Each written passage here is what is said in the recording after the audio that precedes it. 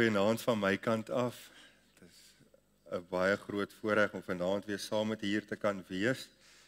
En my vertroue is regtig dat die Here deur sy woord en die werk van sy Heilige Gees tot ons harte sal spreek en dat sy naam groot gemaak sal word ook deur wat vanaand hier gebeur. Nou moet ek net na aanleiding van vanoggend terugvoer gee.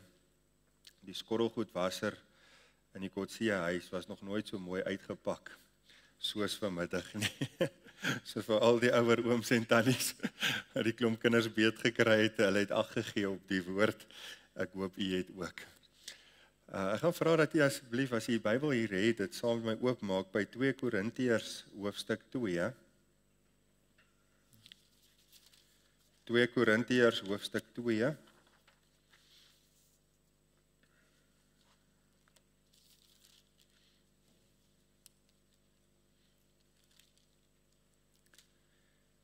Ek gaan vir ons lees van vers 1 af. 2 Korintiërs 2 vers 1. Maar dit het ek by myself besluit, om nie weer in droefheid na julle te kom nie. Want as ek julle bedroef maak, wie is hy dan wat my kan verbly, anders as hy wat deur my bedroef gemaak is?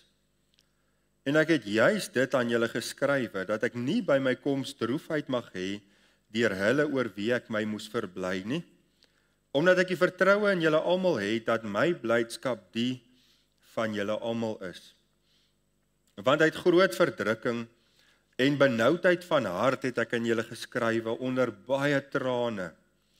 Nie dat julle bedroef mag word nie, maar dat julle mag weet van die liefde wat ek oorvloedig vir julle het. Maar as iemand droefheid veroorsaak het, dan het hy my nie bedroef nie, maar ek wil nie oordryf nie, min of meer julle almal. Vir so iemand is daardie bestraffing deur die meerderheid genoeg, sodat julle daarin teen hom liewer moet vergewe en vertroos, dat so iemand nie miskien deur al te groot droefheid verteer word nie. Daarom vermaan ek julle om die liefde aan hom te bevestig, want daarom het ek ook geskrywe om julle beproefdheid te weet of julle in alles gehoorsaam is. Aan wie julle iets vergewe, vergeef ek ook. Want wie ek ook vergeef het, as ek iets vergeef het, dit was om julle ontwil voor die aangesig van Christus, sodat ons nie deur die Satan bedrieg sou word nie. Want ons is met sy planne nie onbekend nie. Maar toe ek in Troas gekom het, om die evangelie van Christus te verkondig, hoewel 'n deur vir my in die Here geopen was, het ek geen rus vir my gees gehad nie, omdat ek my broeder Titus nie aangetref het nie. Maar ek het van hulle afskeid geneem en na Macedonië vertrek. Maar God sy dank, wat ons altyd laat triomfeer in Christus, en wat die reuk van sy kennis deur ons oral versprei. Want ons is 'n aangename geur van Christus tot eer van God, onder die wat gered word en onder die wat verlore gaan. Vir die laaste 'n reuk van die dood tot die dood, maar vir die eerste 'n reuk van die lewe tot die lewe. En wie is tot hierdie dinge bekwaam? Want ons is nie soos baie wat handel dryf met die woord van God nie, maar as uit opregtheid, maar as uit God, in die teenwoordigheid van God, spreek ons in Christus. Net tot sover ons voorlesing uit die woord van die Here. Ek gaan vra dat jy net so bly sit, dan buig ons die hoofde en bid saam. Aanbiddelike hemelse Vader, baie dankie vir die voorreg om as gemeente stil te kan raak voor die God van die heelal, die een uit wie, deur wie en tot wie alle dinge is. Here, elke ding wat vanaand bestaan in die heelal, het sy bestaan te danke aan U, omdat U dit gewil het, omdat U dit in die lewe hou. Elkeen van ons wat vanaand hier is, spreek van die feit dat U alles onderhou ook deur die woord van U krag. Ons wil U aanbid, want U kom dit toe, Here. U is die enigste wese in die heelal wat waardig is om aanbid te word, om die aanbidding van ons hart te ontvang. Ons wil U groot maak soos wat ons het in die sang ook, en erken, Here, daar is niemand soos U nie. Baie dankie vir die voorreg van hierdie erediens, hierdie tyd wat ons saam as kinders van die Here kan uitkoop, om te wy daaraan om te luister na U woord. Dankie vir U woord wat U vir ons gegee het. Dankie dat dit vas, betroubaar en waar is. Sal U asseblief, Here, deur die werk van U Gees in ons harte vanaand ook spreek. Sal U verandering bring waar verandering nodig is. Sal U bemoedig daar waar dit nodig is. Sal U ons oproep tot 'n groter liefde vir U en vir ons naaste ook asseblief. En ons dankie dat ons dit kan bid in Jesus se naam. Amen.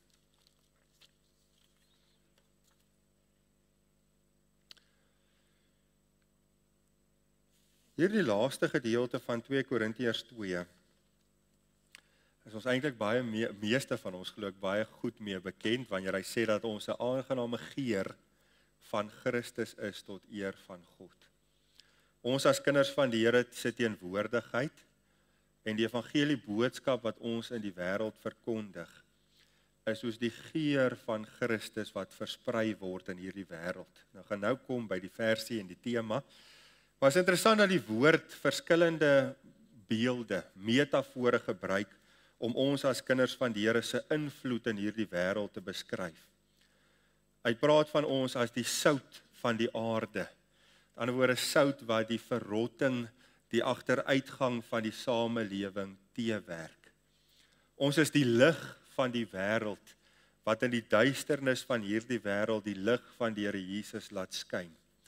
En in hierdie gedeelte beskryf hy ons as kinders van die Here wat rondbeweeg en die boodskap en die lewe van die Here Jesus uitleef as die geur van Christus wat versprei word in die wêreld. Nou dadelik as 'n mens dink aan 'n reuk, 'n geur wat 'n mens kry, dan sien 'n mens soos in hierdie gedeelte ook dat verskillende reuke kan verskillende gedagtes by 'n mens wakker maak.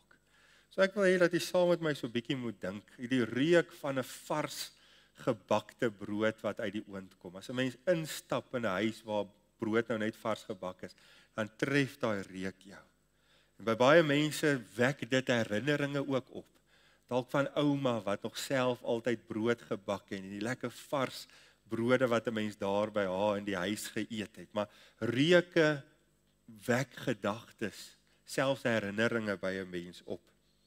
Dink 'n bietjie aan ander reuke. Vir sommige mense, en jy moet nou oplet, kan dieselfde reuk verskillende reaksies uitlok. Selfde reuk wat iemand dalk hartseer kan maak, kan iemand anders dankbaar of opgewonde maak. Dink 'n bietjie aan daai kenmerkende reuk van daai rooi seep wat altyd in hospitale is, waar mense jou hande moet was as jy iemand gaan besoek. Iemand wat daai seep ruik, kan dalk die hartseer herinneringe onthou van 'n geliefde wat 'n lang tyd in die hospitaal was, en elke keer as 'n mens daar kom, daai reuk prikkel daai herinneringe van dit. Nushka, my vrou sê nou, as sy daai rooi seep ruik, dan dink sy aan die geboorte van ons 4 kinders, want altyd was daai seep betrokke by die, elke keer as sy nou ingegaan het om geboorte te skenk, dan moet 'n mens nou eers met daai rooi seep wat so 'n kenmerkende reuk het was. So dis nou weer wonderlike herinneringe wat dit opwek by 'n mens oor die geboorte van ons pragtige kinders. Dink aan die reuk van sonskerm. Vir baie mense, as jy sonskerm ruik, dan ruik jy vakansie of see of atletiek byeenkomste of wat ook al dit mag wees. So verskillende reuke wek verskillende gedagtes by ons op. En so sê hierdie gedeelte in 2 Korintiërs 2 vers 15, is ons eerste gedeeltetjie daar, ons teks van oordenking sê hy, want ons as kinders van die Here is 'n aangename geur van Christus. Ons teenwoordigheid in hierdie wêreld versprei die geur van Christus, en in besonder sal ons sien in hierdie gedeelte die reuk van sy oorwinning versprei ons deur ons teenwoordigheid in hierdie wêreld. So die tema dan nou vanaand, die geur van Christus. Die geur van Christus wat deur ons as sy kinders versprei word. Nou Paulus skryf eintlik in hierdie gedeelte En is asof hy so in die verbygang noem. Hy noem eers dat hy in Troas aangekom het ons daar in vers 12 gelees. Hy sê, maar toe ek in Troas gekom het, om die evangelie van Christus te verkondig. So hy het in die stad Troas gekom, om die evangelie van Jesus te deel daar met mense, sê hy, hoewel 'n deur vir my in die Here geopen was, sowel die geleentheid daar was, en hy kon deel met mense uit die evangelie, het ek geen rus vir my gees gehad nie, omdat ek my broeder Titus nie aangetref het nie. So hy was bly om daar te wees, hy wou die evangelie deel, maar hy het 'n onrustigheid in sy binneste gehad, want Titus, sy reisgenoot, sy mede-arbeider wat hy daar moes ontmoet, kon hy nie opspoor nie. Hy was bekommerd oor waar hy is, wat van hom geword het. En hy sê, maar ek het van hulle afskeid geneem en na Macedonië vertrek, vers 13. So hy sê, hy het nie lank daar gebly nie, oor hierdie onrustigheid. Nou net vir die van u wat wonder, hoofstuk 7 sê, Titus het wel opgedaag later, hy het hom gekry, maar hy het hierdie eintlik moeilike omstandighede beleef. Daar's hierdie geleentheid om die evangelie te deel, maar dit gaan swaar, hy's onrustig en bekommerd, en is asof hy stop vir 'n oomblik en sê, maar, God sy dank, vers 14, wat ons altyd laat triomfeer in Christus, en wat die reuk van sy kennis deur ons oral versprei. Hy sê ten spyte van die omstandighede, wat hoewel daar 'n goeie geleentheid was vir die evangelie, was die omstandighede moeilik, en hoewel hy moes aanbeweeg, is hy dankbaar teenoor God, dat God deur ons as sy kinders, die geur, hy sê daar, die reuk van sy kennis, om God te ken, om van hom te hoor, deur ons oral versprei. Selfs die tydjie wat hy daar in Troas was, is die geur van Christus daar agtergelaat, voordat hy verder aanbeweeg het. Nou is baie interessant, die woord wat hy gebruik daar in vers 14, wat hy sê, maar God sy dank, wat ons altyd laat triomfeer in Christus. Die woordjie wat daar gebruik word, is 'n baie van die kommentaarskrywers sê, 'n baie tegniese term, wat spesifiek gebruik is vir 'n triomftog van Romeinse generale wat 'n groot oorwinning behaal het vir die Romeinse ryk. So daai woordjie beteken om te lei in 'n triomftog of in 'n oorwinningsprosesie. En daar's 'n prentjie wat eintlik hier in die gedagtes gelos word wanneer hy sê God sy dank wat ons altyd laat triomfeer in Christus en die reuk van sy kennis deur ons oral versprei. En dis die prentjie van so 'n Romeinse triomftog. Nou is interessant, mense kan in die geskiedenisboeke gaan lees wat hierdie geleentheid behels het, om mooi die prentjie te kry van wat hier beskryf word, wat ons in Christus beleef. So 'n triomftog, onthou dit is 'n bestaande praktyk van die Romeinse ryk gewees, wat gebruik word hier as 'n prentjie, as 'n metafoor vir Christus se oorwinning en die reuk daarvan wat deur ons versprei word. So 'n triomftog was die grootste eer wat 'n Romeinse generaal ooit sou kon kry. Vir so 'n triomftog, om so ene te kry, sou een van die Romeinse generale sou 'n groot oorwinning vir die Romeinse ryk moes behaal. Daar's sekere voorwaardes daarin gewees.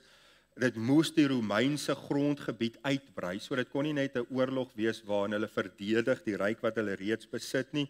Daar moes 'n sekere hoeveelheid selfs van die vyande gesneuwel het in daardie geveg om te kwalifiseer vir so 'n ere triomftog.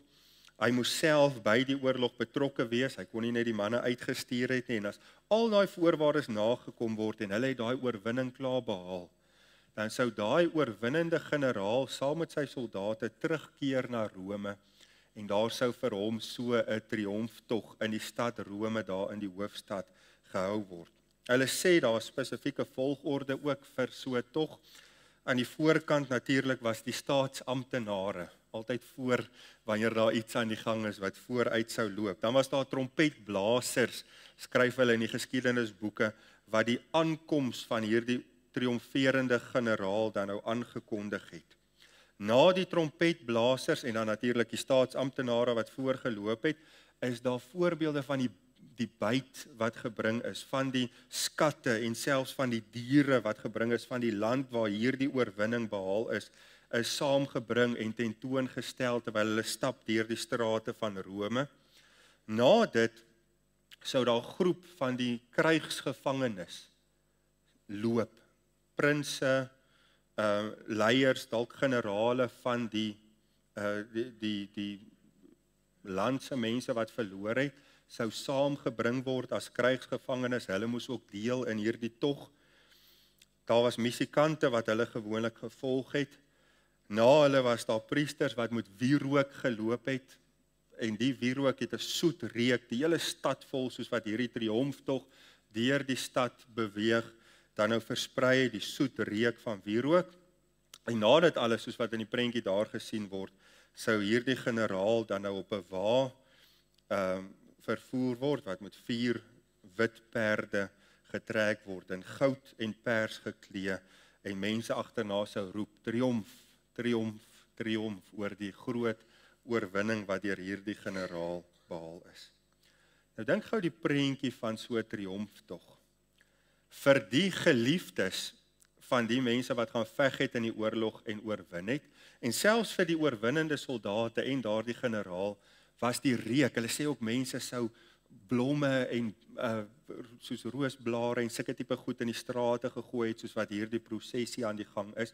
Die soet reuk van blomme, die reuk van wierook, is vir hulle die reuk van oorwinning en die reuk van die lewe. Hulle het lewendig teruggekeer van hierdie oorlog af.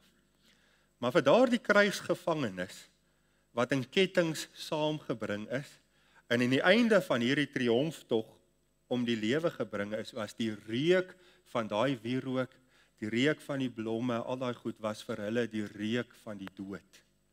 Dis die reuk van die einde vir hulle. Dieselfde reuk, verskillende reaksies.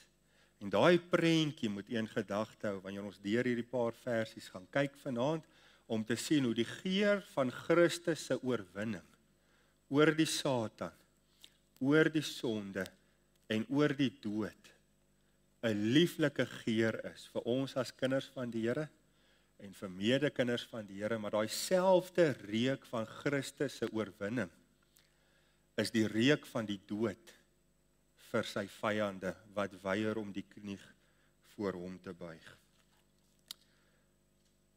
Kolossense 2 vers 15 gebruik dieselfde woordjie wanneer hy praat van Christus se oorwinning, waar hy sê, nadat hy die owerhede en magte uitgeklee en hulle in die openbaar tentoongestel en daardeur oor hulle getriomfeer het. Christus is die triomferende koning. Hy is die een wat die Satan en sy trawante, die sonde en die dood kom oorwin het. En ons lewe in hierdie wêreld is eintlik daarop gerig om die geur van sy oorwinning te gaan proklameer waar ons ook al beweeg. 1 Johannes 3 vers 8 sê, vir hierdie doel het die Seun van God verskyn. Dis hoekom hy na hierdie aarde toe gekom het, om die werke van die duiwel te verbreek. Hy het hom oorwin, en ons het die voorreg vanaand om in daardie oorwinning van hom te deel. Hy is die triomferende koning, ons deel in die oorwinning wat hy behaal het. So ons het gesien die omstandighede, Paulus het gesê, hy was daar in Troas, hy kon nie vir Titus kry nie, hy het aanbeweeg, maar sy dankbaarheid wat hy dan nou uitspreek teenoor God, dat wat ons altyd laat triomfeer in Christus, ons laat deel in sy oorwinning, en wat die reuk van sy kennis deur ons oral versprei. So die gedagte is, waar ons beweeg, by die werk, waar ek te doen het met ander mense, is my teenwoordigheid, die manier wat ek leef, dit wat ek sê, veronderstel om die geur van Christus oorwinning uit te dra. En dan ja, so die reuk van sy kennis oral deur ons versprei. Dan sê hy, want ons is 'n aangename geur van Christus, tot eer van God, onder die wat gered word, en onder die wat verlore gaan. Daar's mense in hierdie wêreld vandag wat gered is en gered word, en daar's ander mense wat verlore gaan, wat Jesus verwerp. En die geur van Christus moet tussen hulle almal versprei.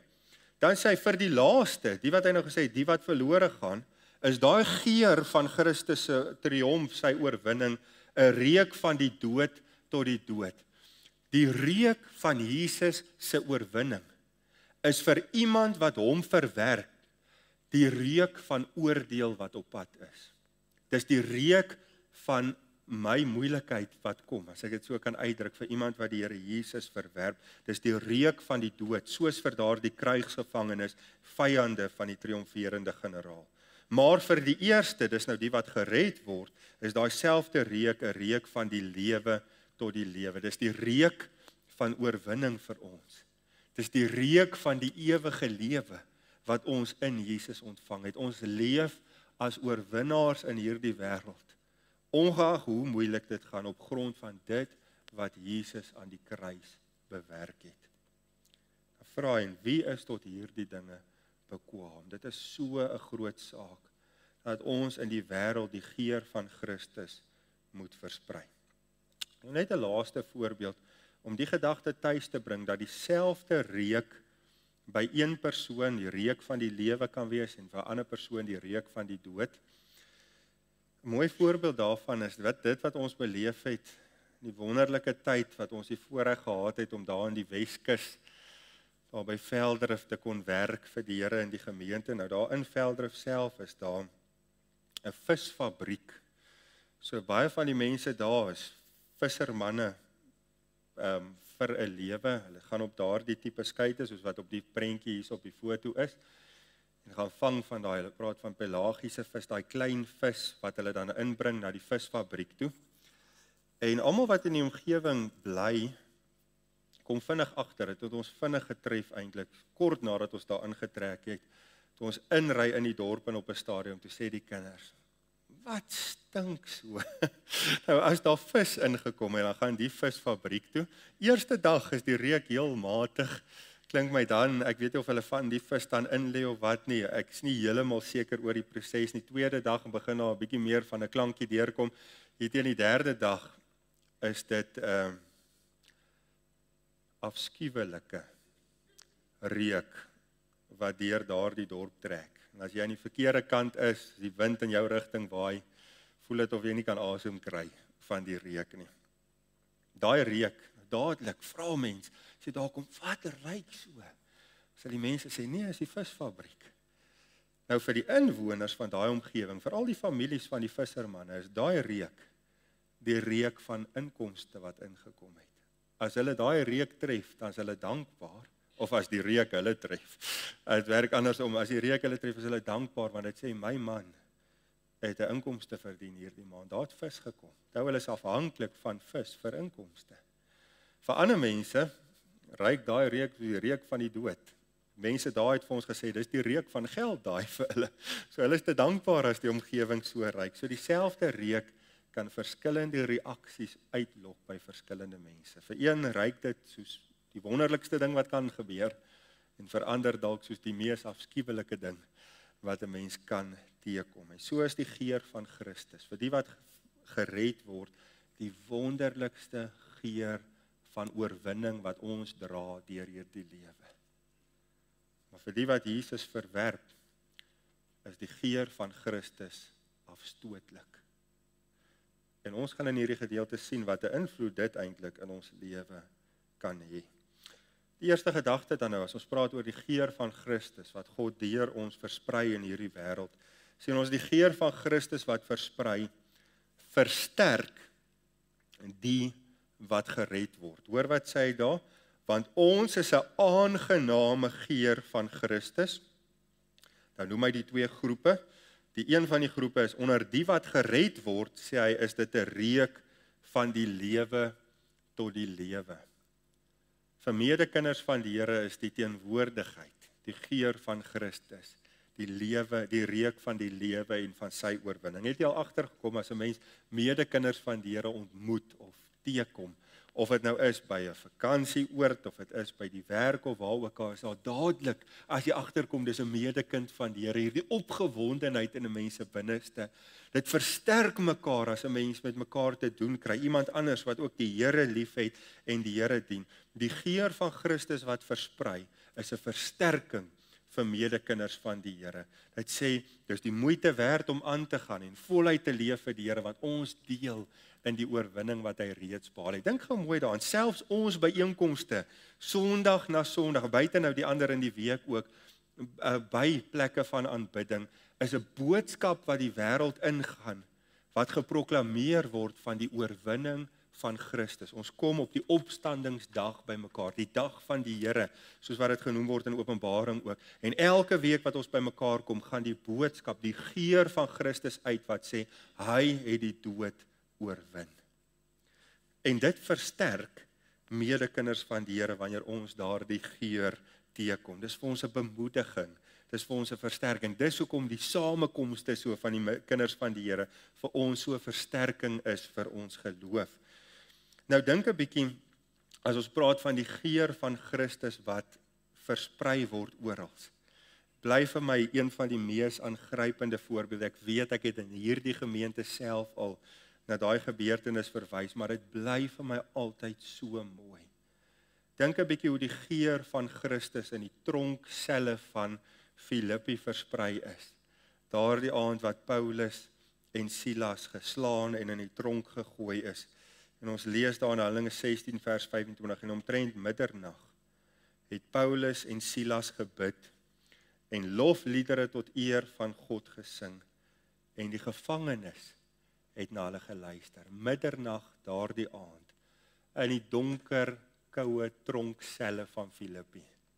Hoor die mense lofsange uitkom daarso uit die tronk uit. En is die geur van Christus wat deur daardie tronk die aand trek. Dink vir 'n medegelowige wat 'n versterking en bemoediging dit moes wees om dit te hoor.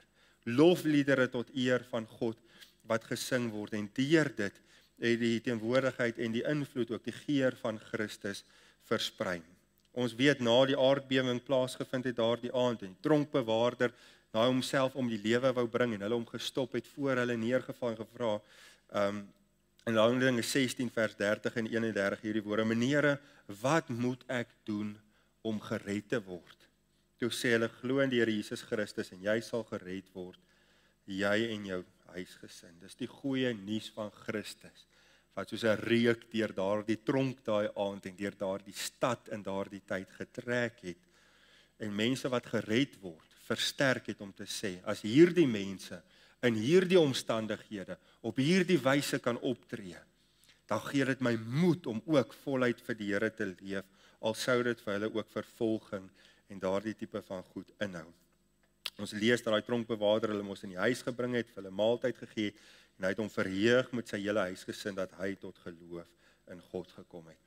Die geur van Christus wat versprei word, dien as 'n versterking vir ander mense wat ook gered word. Sê ons deel in Jesus se oorwinning, ons deel in die voorreg van die ewige lewe wat hy vir ons aan die kruis bewerk het. Maar dan sien ons in dieselfde gedeelte dat die geur van Christus wat versprei in die tweede plek ook die verdoem wat verlore gaan. Dit versterk die wat gered word, maar dit verdoem die wat verlore gaan. Vir hulle is die geur van Christus, hoewel dit 'n aangename geur is, vir hulle is die geur van Christus die geur van die dood.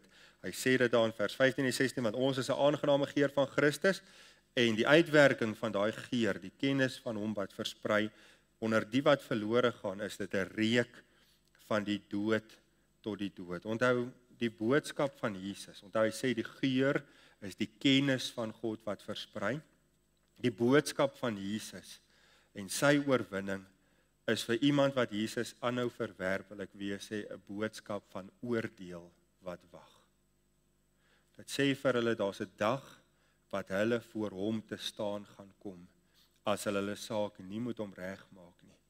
En daarom iemand wat hulle hart aanhou verhard teen Jesus wil niks te doen hê met die geur van Christus nie. Dit reik vir hulle soos die dood en die oordeel en hulle sal enigiets doen om daarvan weg te kom.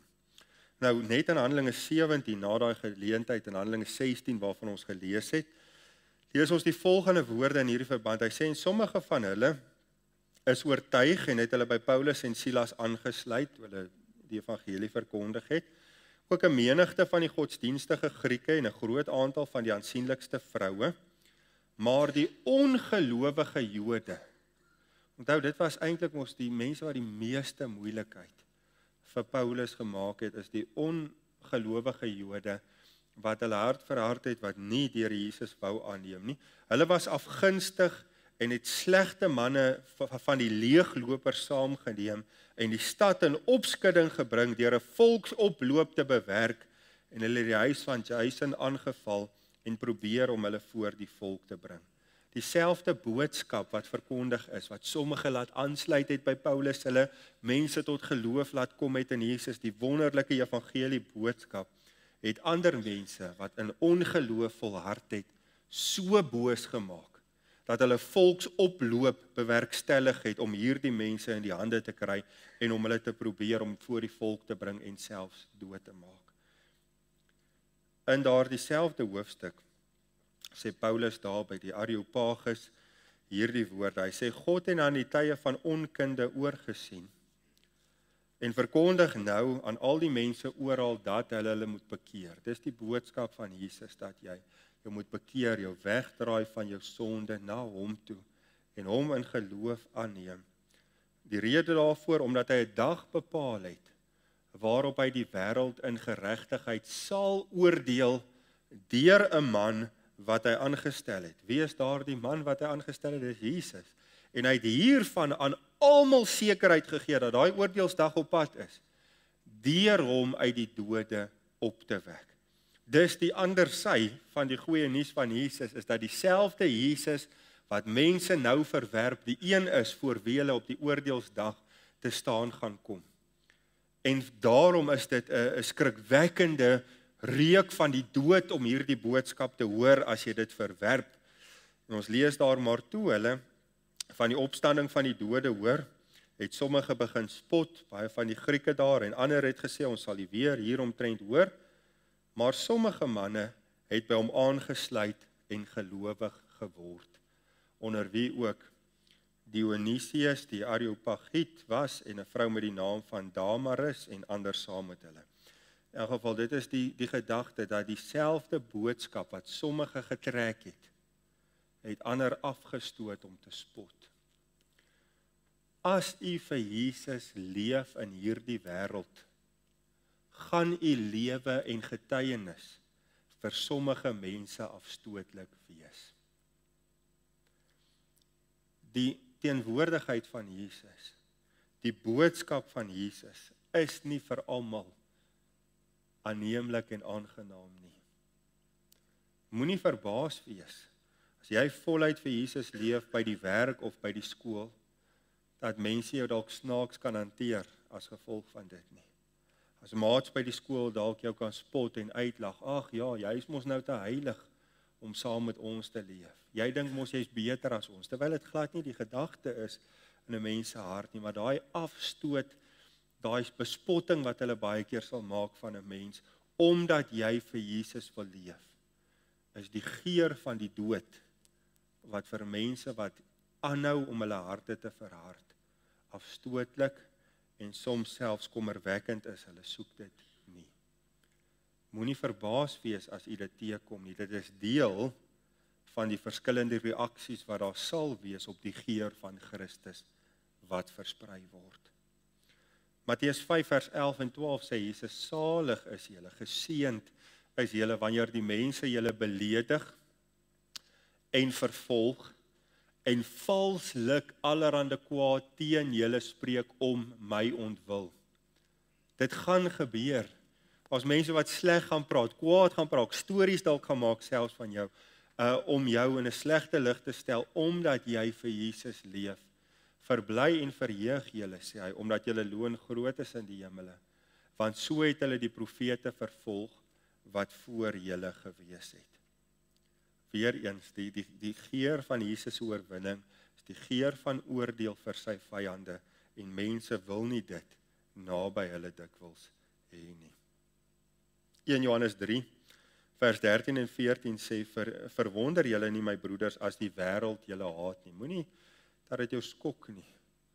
Moenie verbaas wees as die wêreld en sy mense jou haat omdat jy vir Jesus leef nie. Ons weet dat ons oorgegaan het uit die dood in die lewe. Dis hoekom die lewe, die geur van Jesus se lewe vir ons nou aanneemlik is. Maar dat die wat nog in die dood is, dit nie naby hulle wil hê nie. Maar, laastens, ons het nou die twee kante gesien. Die geur van Christus wat versprei is 'n versterking vir die wat gered word. In dieselfde asem verdoem dit die wat verlore gaan. Dis die reuk van die komende oordeel voor die God voor wie hulle te staan gaan kom. Is die groot saak van hierdie hele gedagte dat ons die geur van Christus versprei, is die volgende. Die geur van Christus wat versprei word, verheerlik God. Dis hoekom ons verander vertel van Jesus. Dis hoekom ons vir Jesus leef. Alles vir ons as kinders van die Here gaan oor hierdie een saak, is om deur my lewe God te verheerlik.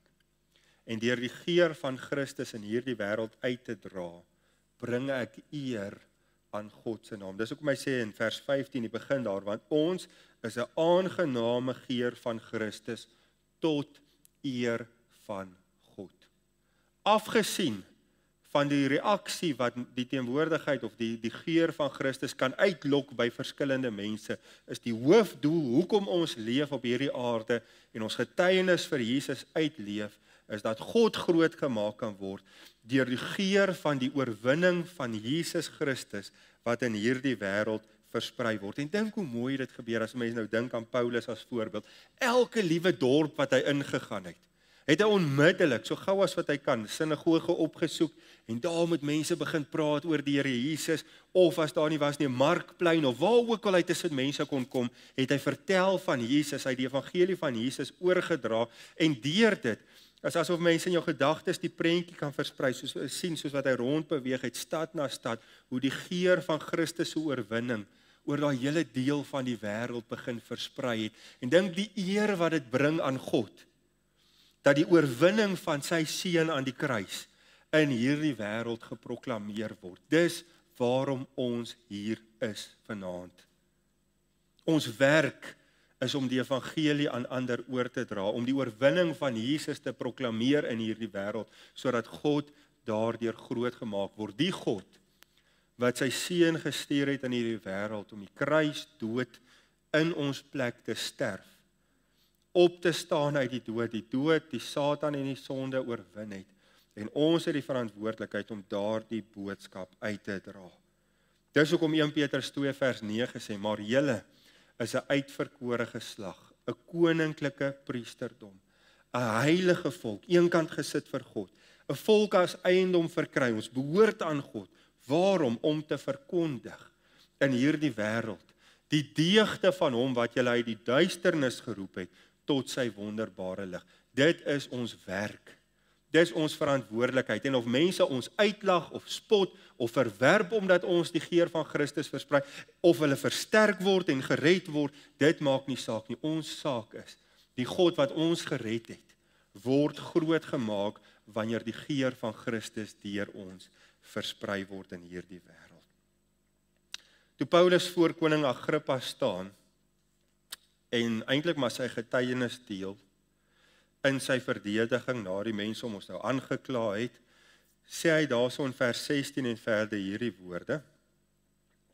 Hy praat en sê eintlik wat die Here Jesus vir hom gesê het toe hy hom gered het daar op die pad na Damaskus. Hy sê, maar rig jou op en staan op jou voete, want hiertoe het ek aan jou verskyn om jou te bestem tot 'n dienaar en getuie van die dinge wat jy gesien het en van die dinge waarin ek nog aan jou sal verskyn. Terwyl ek jou verlos uit die volke en die heidene na wie ek jou nou stuur, so die Here sê hy sou met hom wees terwyl hy hom stuur om hierdie boodskap te gaan uitdra. En wat is die boodskap wat Paulus moes gaan uitdra onder die Jode en veral ook die heidene?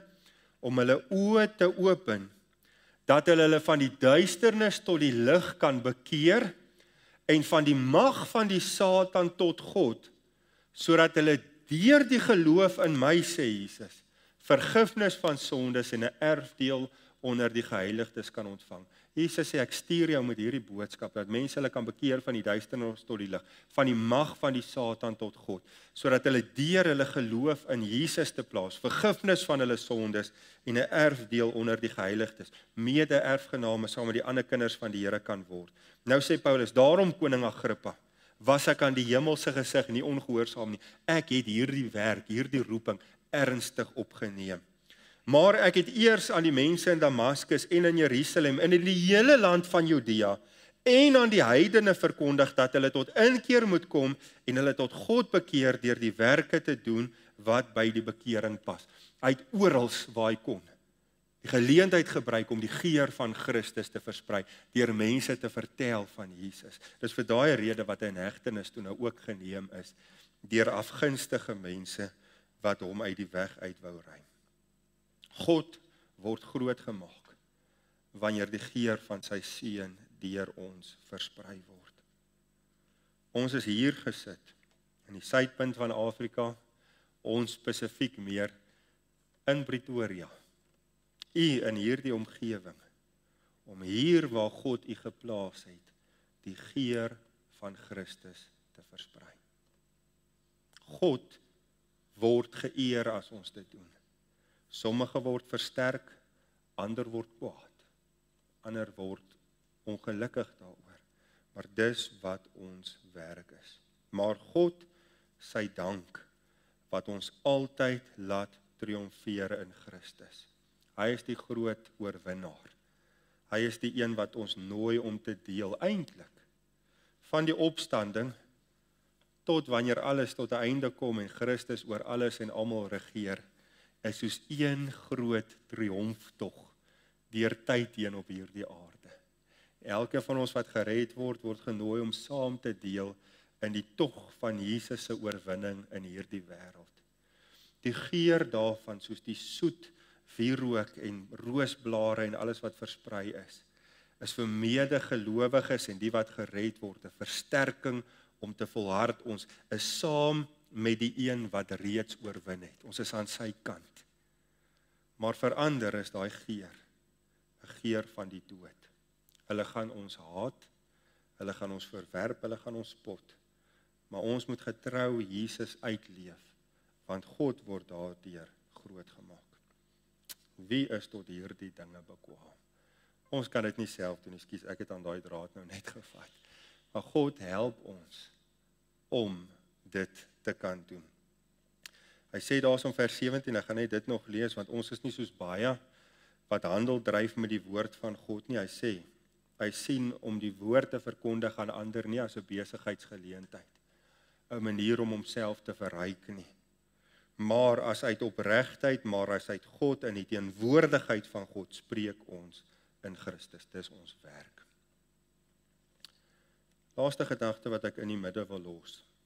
Het jy al agtergekom waar jy is? Baie keer die reuk van die omgewing waar jy is, plak wil ek amper sê aan 'n mens. As jy langs 'n braaivleisvuur gestaan het vanmiddag, moes jy waarskynlik skoon aantrek en hare was voor jy vanaand hiernatoe gekom het. Anders 'n ryke mens soos rook en vuur.